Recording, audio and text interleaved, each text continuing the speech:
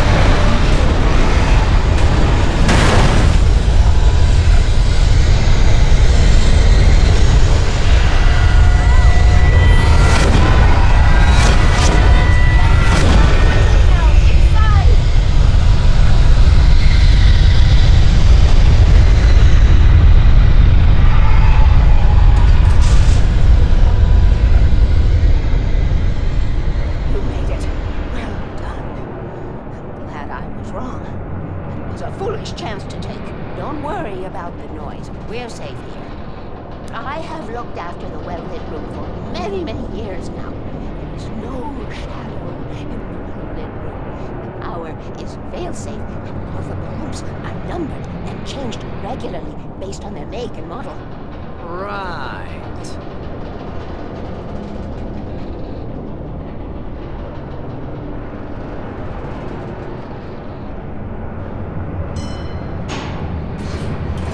There's an old army base at Raincoat Point, north of here. It was active during the Second World War. They operated here back then. They must have built this. Yes, they did. It's my place now.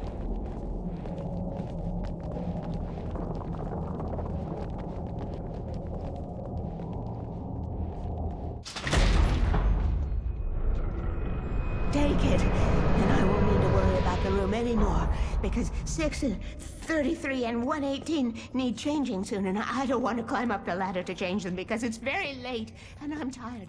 And if you take it, I won't have to do that anymore. The page was autobiographical, a memory from my childhood. But I didn't write this. It was a page written by Thomas Zane. None of them were supposed to exist anymore. Alan, 7 years old, would fight sleep to the bitter end. When he did sleep, he soon woke up, screaming, the nightmares fresh in his mind. One evening, his mother, sitting by his bed, offered him an old light switch. She called it the clicker, and flicking the switch would turn on a magical light that would drive the beast away. To imbue the talisman with all possible power, she added that it had been given to her by Alan's father. Alan never knew him, and anything of his took on mythical proportions in his mind. With the clicker firmly in his hand, Alan finally slept like a baby. Now, almost 30 years later, Alan thought of this as he stood on the rim of Cauldron Lake, the clicker in his hand. He took a deep breath and jumped. My mind swirled. I'd given the clicker to Alice, yet it was here. Zane had written it into existence, in a story I had written. I can get to her now. I can finish this.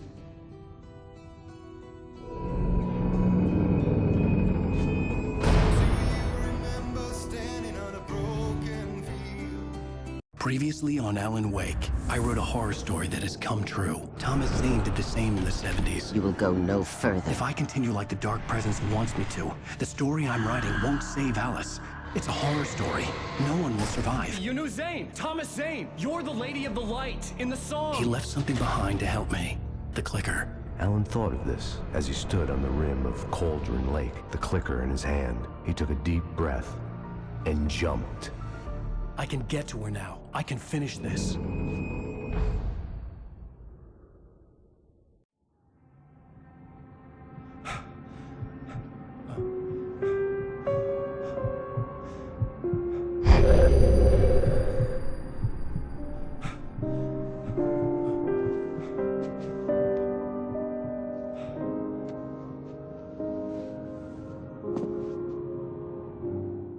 I had a hangover. My head was about to explode and the light hurt my eyes. I needed my sunglasses and painkillers to dull the pain. In one of my finer moments of self-deception, I swore to quit drinking.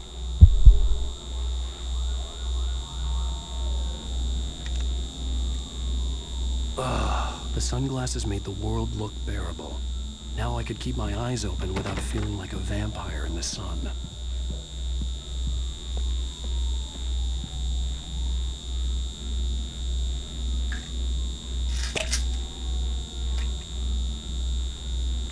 Pills worked fast. The prospect of being awake started to seem bearable again.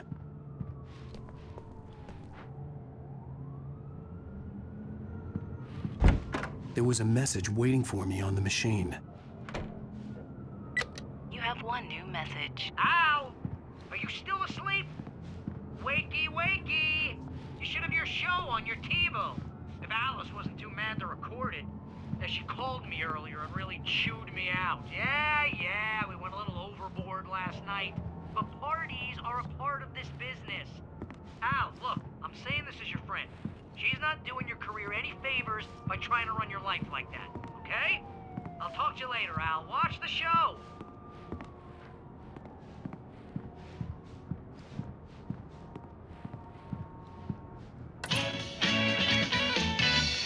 Ladies and gentlemen, welcome back to the Harry Gallic Show. Thank you. Thank you, everybody. We have a great show tonight. I've been talking with the best-selling author Alan Wake about his new book, The Sudden Stop. Yeah, good read. Go buy it. No, it is a good read. Look, I'm gonna be honest here. Is that wise? No, but I'm gonna do it anyway. I got people who give me the lowdown on books. I'm a busy guy. But this one, I actually read from cover to cover. I mean, I'm a big fan. Wow, thanks. Now, this might be a spoiler for those who haven't read the book yet. Based on the sales figures, the 2 people out there who haven't read the book yet. But this last book is all about the death of the main character, the hard-boiled New York detective, Alex Casey. Now, there's been a lot of outrage about this. Why the hell did you kill Casey? What the hell were you thinking, man? Good riddance. No, seriously though. 7 years and 6 books is a long time. He was a gloomy guy to spend all your working hours with, and it was a good run. But it's time to explore new things. My next book will be a departure from the old for me. You selfish bastard, always thinking of yourself. Well, you've certainly given us a lot of entertainment over the years. And now that you mention it, Casey was a gloomy guy. Never had much luck with his love life with the ladies. Was that autobiographical in any way? Yeah, no kidding. Casey's lady friends tended to die on him. With Casey, it was all about his pain. No, nothing autobiographical about that. I'm a happily married man. My wife is my muse. Well, congratulations. That's great to hear. So, how's the publicity tour been treating you? Good, great. But I gotta say, I'm glad to be back home in New York. Well, you've certainly been on the news a lot lately. Lots of parties and, you got into a fight with some paparazzi. Oh, man. Well, that guy was really in my face. I lost my temper. I know that wasn't cool. Well, you are famous for that temper. Well, I did also write several books. Well, your latest novel is called The Sudden Stop, and it's in bookstores now. Go get it. That means the two of you out there who haven't bought it yet. Ladies and gentlemen, that's all we have for you tonight. I want to thank all our guests for the evening. Alan Wake, Sam Lake. Once more, do the face for a Sam. And our musical guests, Poets of the Fall. Thank you. At least I'd been funny. I told myself I could live with that. Hey, honey. Did you watch the show? I didn't say anything stupid if that's what you want to know. Okay, Grumpy. You want an aspirin or something? Are you going to start with me about drinking now? You know what? Go back to sleep, Alan.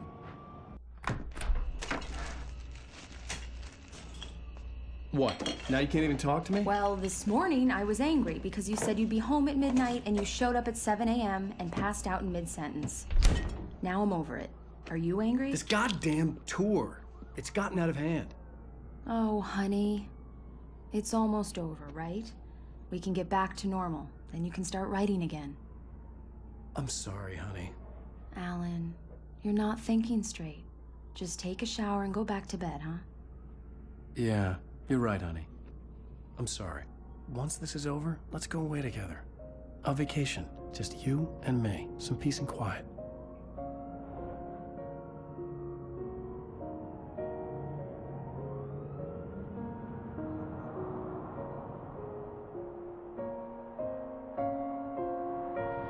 Somehow, the clicker was the key to the cabin. I had to return to Cauldron Lake to save Alice.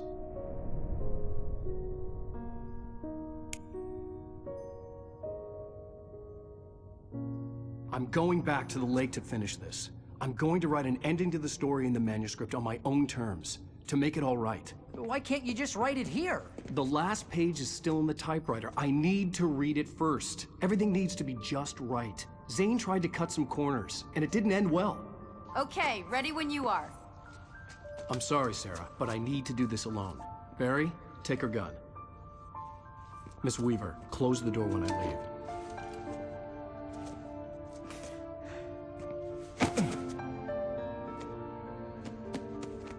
Good luck, Al.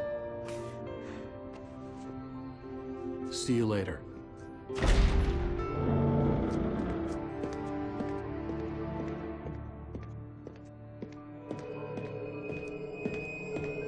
When I got out, it was warm and sunny. I'd flicked the switch of the clicker. Had it done this?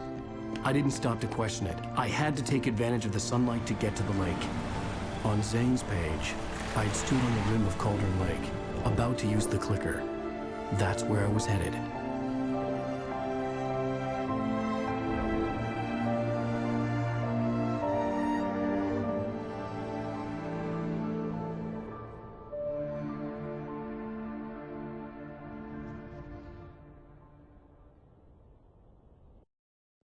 Alone, in daylight, surrounded by the beauty of the Pacific Northwest landscape. It was hard not to let doubt creep in one last time. I could still chalk everything up to a dream, a delusion. I had enough imagination to make up something like this, having been in the cabin all this time, trapped in a story inside my head, gone mad from grief over Alice's death like Hartman had claimed. There would be no way of knowing. I told myself it didn't really matter. My course was set.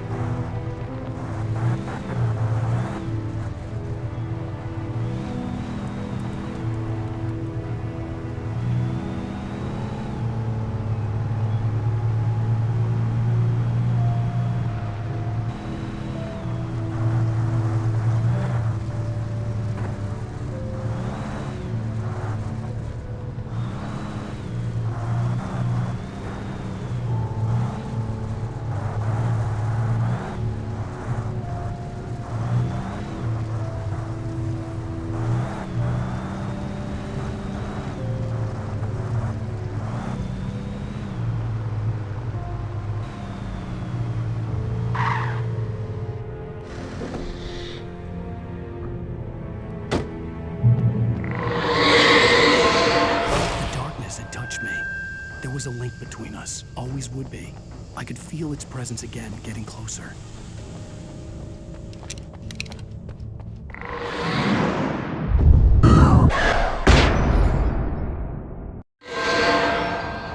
I will kill your wife.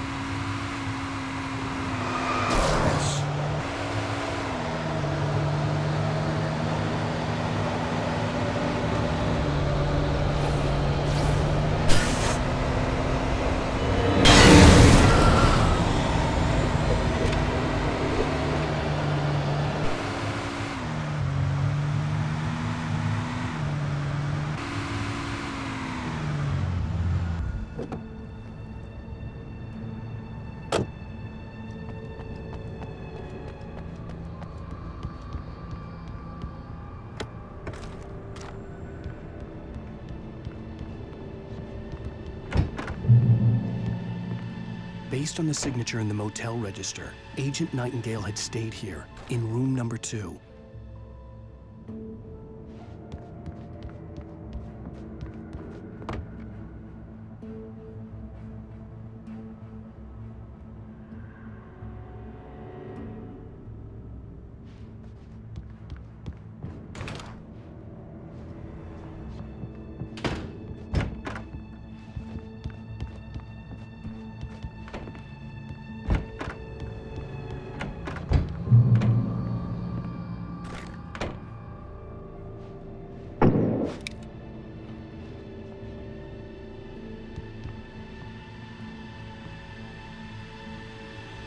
This had obviously been the room where Agent Nightingale had stayed when he hadn't been busy harassing me.